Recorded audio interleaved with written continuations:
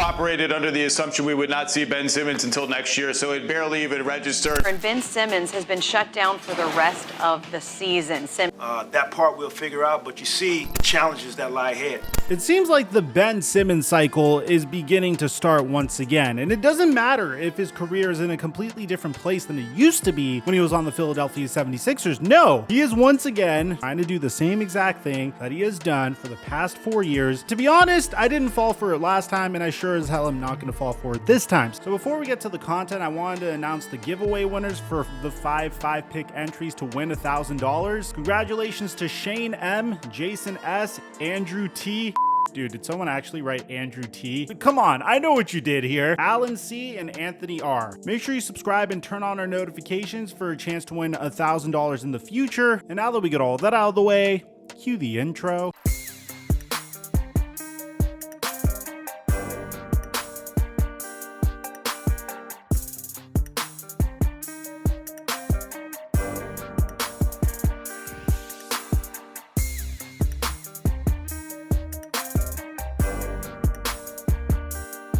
Mic check 1 2 1 2. What's going on, everybody? Ben Simmons entered the NBA as the most hyped up prospect since, and tell me if you've heard this one before, since LeBron James. But the thing is, Ben Simmons' game kind of mirrored LeBron James. He wasn't as uber athletic as LeBron James was, but he had a similar type of style to his game. He always looked to find the open man. He had a similar body structure as LeBron James. He was also 6'9". He played suffocating defense, and like LeBron James, as he entered into the NBA, didn't necessarily have a great jump shot. Regardless, the potential was there. If Ben Simmons worked on his craft, worked on his jump shot, there's no doubt in anyone's mind that he could one day be one of the best players in NBA history. And to the Philadelphia 76ers credit, they went all in on their core of Ben Simmons and Joel Embiid, whether that was trading up to the #1 overall pick in the 2017 NBA draft to select Markelle Fultz, which in hindsight they probably should have just stayed pat and drafted Jason Tatum, or if it was making trades for Tobias Harris or Jimmy Butler, or bringing in a brand new head coach in Doc Rivers, there was no question in anyone's mind that the Philadelphia 76ers did everything they possibly could to try to get the best out of Ben Simmons. The problem was that Ben Simmons didn't necessarily improve from the time he entered the NBA all the way to his final season with the Philadelphia 76ers. I mean, there was a marginal improvement from the 2017 to 2018 season to the 2018 to 2019 season, but if you take a look at his statistics for his entire Philadelphia 76ers tenure, for the most part, the averages are more or less the same. And each and every year, it seems like he never really tried to make a concentrated effort to improve. Eventually, Ben Simmons was seen as the player that was holding the Philadelphia 76ers back. When the holes in his game were discovered and was made a focal point by the NBA media, eventually Ben Simmons started to crumble. Everybody knew that Ben Simmons couldn't shoot. People were digging up clips like this from the late great Kobe Bryant, suggesting that he needs to learn how to shoot. Watch. Well, he's got to get a jump shot. Listen, you know, it's like, it sounds humorous and all that, but I'm dead serious. You can't, like, you know, because if not, he'll regret it. When his career is over. And eventually, it all came crashing down for Ben Simmons during his final series with the Philadelphia 76ers. And one of the most embarrassing defeats that we've ever seen at the hands of the Atlanta Hawks, Ben Simmons was clearly rattled in one of the biggest games of the Philadelphia 76ers season, passing out of open layups and getting crucified by his own head coach. Doc, you think Ben Simmons can still be a point guard for a championship team like the one you guys want to become? Yeah, David, I don't know that question or the answer to that right now. So I don't know the answer to that. Things got so bad that Ben Simmons eventually stated that he will never come back to Philadelphia and demanded a trade, which was the worst thing he could have done because the Philadelphia 76ers were clearly committed to Ben Simmons' development. Even though he had an embarrassing series, they still tried to get him in touch with trainers. His teammates still flew out to try to convince him to come back, but due to a mysterious back injury and mental health issues, Ben Simmons was clearly broken as a basketball player. Eventually, Ben Simmons would get traded to the Brooklyn Nets, and we would see more of the same. The Brooklyn Nets would beg Ben Simmons to play in their first round series versus the Boston Celtics, at least check in for 5 minutes to see whether or not he was good enough to go. At least show his teammates that he is dedicated to trying to get back and get as healthy as possible, but to no avail. When Ben Simmons finally played for the Brooklyn Nets, he was a shell of his former self. He was too scared to go into the paint because he feared getting fouled and going to the free throw line, where he was too rattled to shoot free throws. He still was a horrible jump shooter, so that wasn't going to happen for him either. The best thing that Ben Simmons was able to do was pass the basketball in transition, and he wasn't necessarily as big of a threat as he once was. Ben Simmons averaged 6.9 points per game for the Brooklyn Nets, and things got so bad that after the Brooklyn Nets traded for Cam Johnson, Dorian Finney-Smith, and Mikal Bridges, and moved on from Kevin Durant and Kyrie Irving, their head coach, Jacques Vaughn, stated that the writing was on the wall, saying this: It's going to be some work that we have to do because you just take a look at what the lineups could potentially look like. Put another big next to Ben, then you got to figure out what the spacing is around it. Then if you put a playmaker next to him, then you got to figure out what Ben looks like without the basketball. Then if you go small with Ben, then you got to figure out, can you rebound enough with him? The challenges are ahead of us. We'll look them head on. We'll figure it out. We have the personnel to figure it out.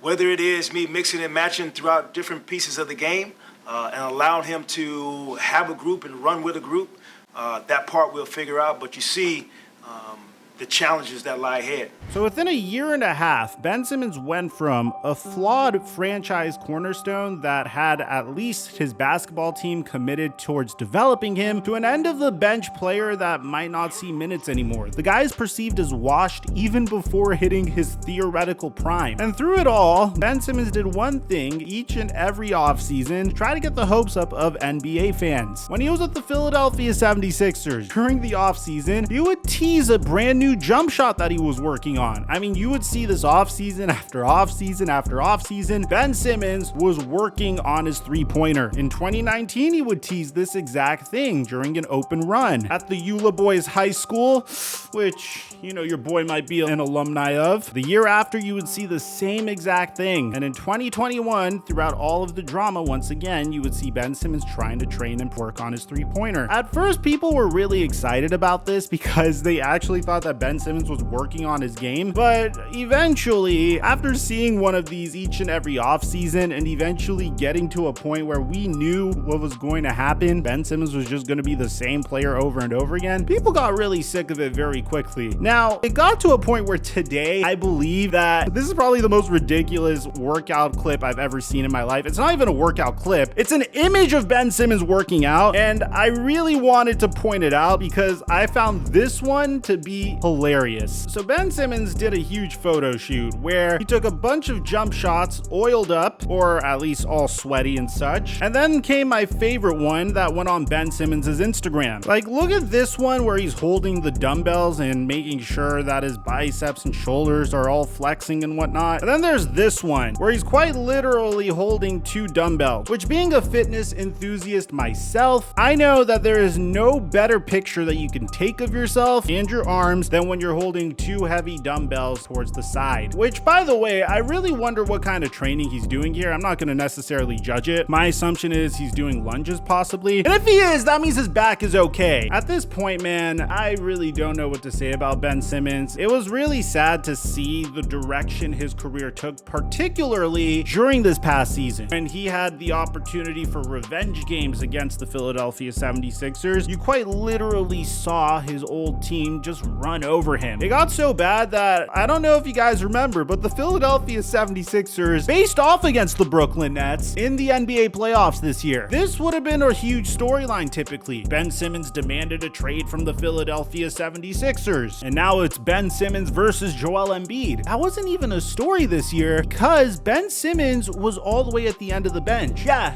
they're gonna say that the reason he was out was because of a back injury. I personally don't believe that at all whatsoever, because I think the timing is very interesting interesting. Ben Simmons went from playing consistently to not playing at the very exact moment that the Brooklyn Nets decided to trade for Mikal Bridges, Cameron Johnson, and Dorian Finney-Smith right after his head coach said what he had said about the situation they were in. And it just shows you what a fall from grace it was, and how allowing your own pride could truly sabotage your own career. Because if Ben Simmons understood that he played like crap and he needs to work on his game, instead of being sad that people were roasting him for his poor performance, then he probably would have been a member of the Philadelphia 76ers still. They wouldn't be winning championships necessarily, but they would be committed to trying to help him develop as much as they could. And the scenario he would be in right now would be significantly different than a player that is most likely going to get bought out within the next year or two, who is probably going to be playing on veteran minimum contracts for the rest of his life, if he even is going to get any more contracts for the rest of his career. It's truly sad to see, but I think it's a very cautionary tale of what hubris could do to a human being. Let me know in the comment section down below what you guys think about all this. Do you think this year is different? Do you think Ben Simmons' training regimen is going to bring him back with a vengeance? I'd like to hear what you have to say. Aside from that, I'm your boy Mike, and I'm dropping our mic until our next upload.